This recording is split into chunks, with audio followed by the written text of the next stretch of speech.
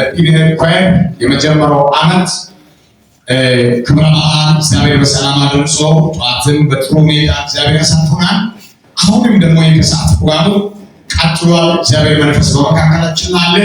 እግዚአብሔር ደግሞ ይናገረናል። ሃሌሉያ እናመሰግናለን። ሃሌሉያ። እስኪ ሐዋርያት ሥራ ምዕራፍ 9 ላይ ያለውን ክፍል ሙሉ ምዕራፍ ምናልባት ለማንበብ ጊዜ ላይበቃ ይችላል። ከቁጥር 20 ጀምሮ ያለውን ክፍል ማንበብ ፈልጋለሁ። ሐዋርያት ሥራ ምዕራፍ 9 ከቁጥር 20 ጀምሮ ያለው ክፍል አነባለሁ። እንዲህ ይላል። ወዲያው ስለ ኢየሱስ ክርስቶስ እርሱ የእግዚአብሔር ልጅ እንደሆነ በምኩራቦቹ ሰበከ። የሰሙትም ሁሉ ተገረሙና ይህ በኢየሩሳሌም ይህንን ስም የሚጠሩትን ያጠፋ አይደለምን? ስለዚህ ታስሮ ወደ ካህናት አለቆች ይወስዳቸው ዘንድ ወደዚህ አላመጣምን አሉ። ሳውል ግን እየበረታ ሄደ። በደማስቆም ስለተቀመጡት አይሁድ ይህ ክርስቶስ እንደሆነ አስረድቶ መልስ ያሳጣቸው ነበረ። ብዙ ቀንም ሲሞላ አይሁድ ሊገድሉት ተማከሩ።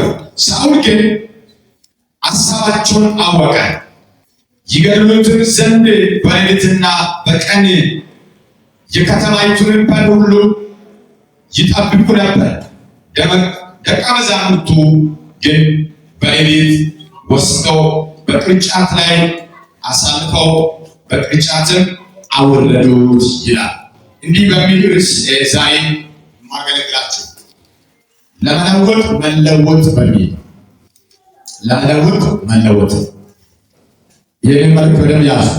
ለመለወጥ ምን ጎናችሁ ሰው ያዛሉና ለመለወጥ መለወጥ በሉሲ ተጠቀሙ ነው። ደባሳኬ ደባሳንቻ ይመጣ ለመለወጥ ምን መለወጥ ይገርም። አንድ ነገር ለመለወጥ አንድ ነገር ለመቀየር መጀመሪያ ያ የተቀየረ መሆን አለበት ወይም የተለወጠ መሆን አለበት። ስለዚህ በተለይ ስለ ሳውል መጽሐፍ ቅዱሳችን እግዚአብሔር ቃል ሲናገር በተለይ ከቁጥር 1 ጀምሮ ያለውን ሙሉ ምዕራፉን ማንበብ ትችላላችሁ። ስለ ሳውል ከዚህ በፊት ምን የነበረ ሰው ነው? አሳዳጅ የነበረ ሰው ነው። አሳዳጅ ነበረ። ቤተክርስቲያንን ያሳድድ ነበረ። ቅዱሳንን ያሳድድ ነበረ።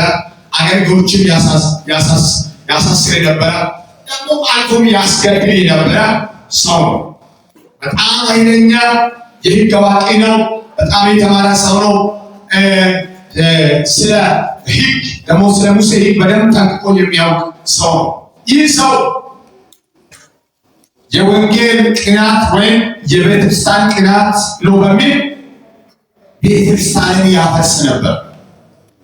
እንደገና ቅዱሳንን ያሳድድ ነበር። አገልጋዮችን ያሳስር ነበር።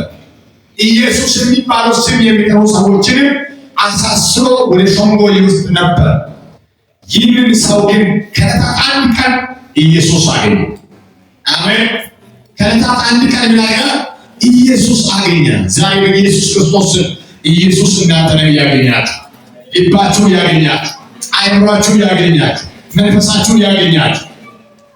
ኢየሱስ አገኘ። ድንገት ምን የሆነ ያለ እያሳደደ እያለ ወደ ደማስቆ እየሄደ እያለ ድንገት ኢየሱስ በደማስቆ መንገድ ላይ ሳውል የሚባለው ሰው አገኘ። ከዛ ኢየሱስ አገኘና እንዲህ አለው፣ ማን ነው ያዘኝ ብሎ ሲጠይቅ ሳውል ኢየሱስ እንዲህ ብሎ መለሰ፣ የምታሳደድ እኔ